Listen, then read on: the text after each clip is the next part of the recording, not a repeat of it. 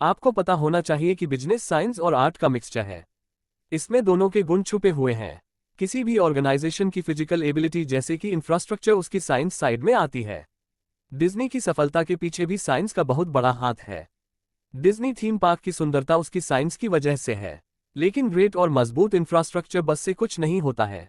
यहीं पर डिज्नी के आर्ट का रोल आता है। किसी भी बिजनेस का आर्ट साइड उसे स्पेशल बनाता है।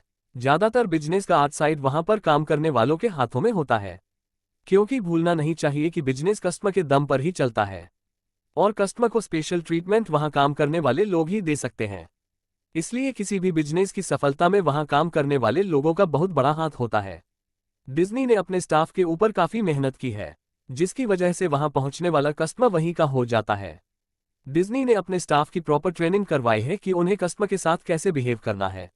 बच्चों को डिज्नीलैंड में आना काफी पसंद रहता है। इसके पीछे का सबसे बड़ा कारण वो आर्टिस्ट होते हैं जो उनके सुपर हीरोज का किरदार निभाते हैं।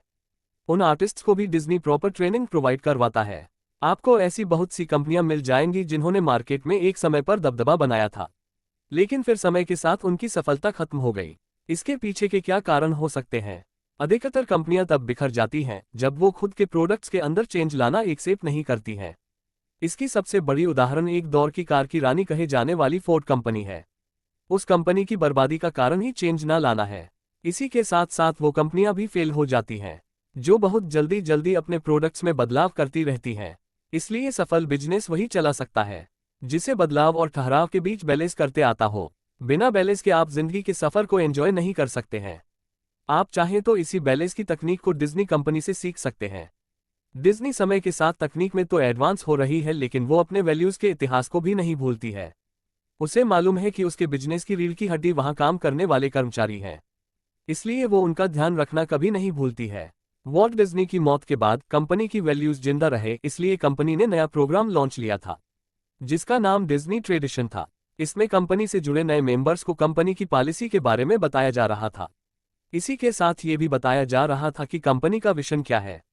इंसानों के पास एक सबसे बड़ी शक्ति है जिसे बातचीत करना या भाषा की शक्ति कहते हैं, लेकिन इसी शक्ति को ज्यादातर बिजनेस समझ नहीं पा रहे हैं।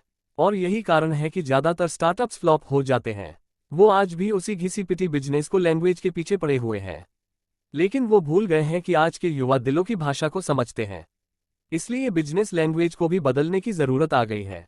यहीं पर लैंग्वेज ऑफ सक्सेस का रोल आता है। इस लैंग्वेज की मदद से आपके कस्टमर और कर्मचारियों को ज्यादा वैल्यू का एहसास होता है। उन्हें ऐसा लगता है कि उनकी कुछ वैल्यू है और जिसका एहसास कंपनी को भी है। डिज्नी ने भी कॉर्पोरेट लैंग्वेज में थोड़े से बदलाव करके उसे लैंग्वेज ऑफ सक्सेस में बदला है।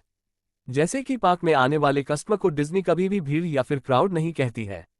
वो अपने कस्टमर को ऑडियंस कहकर बुलाती है, जिससे कस्टमर को ज्यादा अच्छा फील होता है। इसी तरह डिज्नी ने अपने कर्मचारियों के भी काफी क्रिएटिव नाम रखे हुए हैं। इस कॉन्सेप्ट से फील गुड का जन्म होता है, जिससे बिजनेस में काफी ज्यादा बदलाव देखने को मिले हैं। इसी तरह डिज्नी ने अपने नियमों को भी जगह जगह के हिसाब से अलग अलग बनाया है। डिज्नी ने इस बात का ख्याल रखा है कि किस जगह की गवर्नमेंट क्या अलाउ करती है और क्या नहीं। जैसे कि डिज्नी के यूएस के किसी भी पार्क में अल्कोहल नहीं सर्व की जाती है, वहीं पेरिस के पार्क में वाइन सर्व की जाती है। इसलिए अगर आप भी अपने बिजनेस को अलग अलग जगह फैलाने वाले हैं, तो इस बात का ख्याल रखिएगा कि हर जगह के नियम अलग अलग होते हैं। आपको अपने नियमों को लेकर फ्लेक्सिबल रहना होगा। कभी ना हार मानने वाला एटीट्यूड पैदा करिए, तभी बिजनेस सफल हो सकता है। किसी भी बिजनेस या कंपनी को चलाना शादी की तरह होता है। ये सुनकर आपको अजीब लग सकता है, लेकिन ये काफी हद तक सच है। जिस तरह शादी में कई तरह के उतार चढ़ाव आते हैं, उसी तरह से बिजनेस की जर्नी में भी काफी उतार चढ़ाव देखने को मिल सकते हैं। इसलिए आपको तैयार रहना चाहिए कि बिजनेस में बुरा वक्त भी आएगा। ऐसा नहीं हो सकता है कि किसी भी बिजनेस में केवल अच्छा ही अच्छा समय देखने को मिले। इसलिए पहले से ही अपने आप को तैयार रखिएगा। यहां तक दुनिया की जानी मानी कंपनी डिज्नी को भी बुरे वक्त का सामना करना पड़ा था। ये बात साल 1971 की है। वॉल्ट डिज्नी के मौत के 2 महीने के अंदर ही डिज्नी के इंस्पिरेशनल लीडर रॉय डिज्नी की भी अचानक मौत हो गई थी, जिससे कंपनी के लोगों को काफी आघात पहुंचा था। उस दौर में कंपनी के सभी शीर्ष अधिकारी रॉय के घनिष्ठ मित्र हुआ करता थे।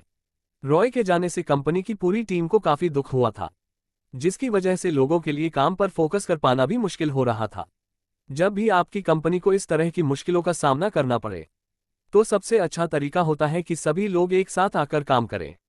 एक साथ काम करने से इंसान किसी भी मुश्किल का सामना कर सकता है।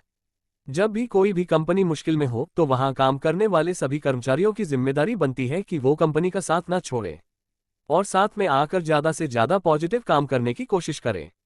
इसी के साथ हमेशा अपनी टीम को बताते रहिए कि नेवर गिव अप एटीट्यूड होना ही चाहिए। बिजनेस की दुनिया में जो हार नहीं मानेगा वही आगे तक जाएगा। ये एटीट्यूड एक घंटे या एक दिन में नहीं आएगा। इस खूबी को लाने के लिए आपको एक लीडर के तौर पर टीम के साथ काम करना होगा। बिजनेस की तुलना शादी से इसलिए भी की गई है क्योंकि शादी में आप केवल खुद के बारे में ही नहीं सोचते रहते हैं, आपकी जिम्मेदारी दूसरों को खुश करने की भी होती है। इसी तरह बिजनेस में भी केवल प्रॉफिट के बारे में ही नहीं सोचा जाता है। प्रॉफिट कमाना अच्छी बात है, वो मेन मोटिव भी होना चाहिए, लेकिन उस डेस्टिनेशन तक पहुंचने से पहले अपने साथ काम करने वालों को खुश रखना भी आपकी ही जिम्मेदारी है। इसलिए अच्छे बिजनेस को चलाने के गुण डिज्नी से सीखते रहिए। वॉल्ट डिज्नी एक रूल फॉलो किया करते थे। वो रूल था कि वर्क हार्ड प्ले हार्ड। काम मेहनत से करिए और फिर दिल लगाकर खेलिए। वो जानते थे कि कर्मचारी फ्रेश रहेंगे तभी वो दिल से काम कर पाएंगे। इसलिए वो अपने साथ काम करने वालों का ख्याल भी पूरे मन से रखते थे। आपको भी वॉल्ट डिज्नी से इस खूबी को सीख लेना चाहिए। इसलिए इस समरी को सुनने के बाद अपने एंटरप्रेन्योर की जर्नी को शुरू करिए।